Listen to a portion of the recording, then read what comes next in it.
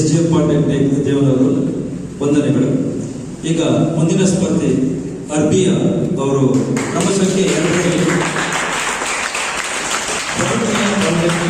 ಮೈಸೂರು, 3ನೇ ಕ್ರಮ ಸಂಖ್ಯೆಯಲ್ಲಿ Arnold S Forson EAD JSS polytechnic Mysuru ready ಇರಬೇಕು.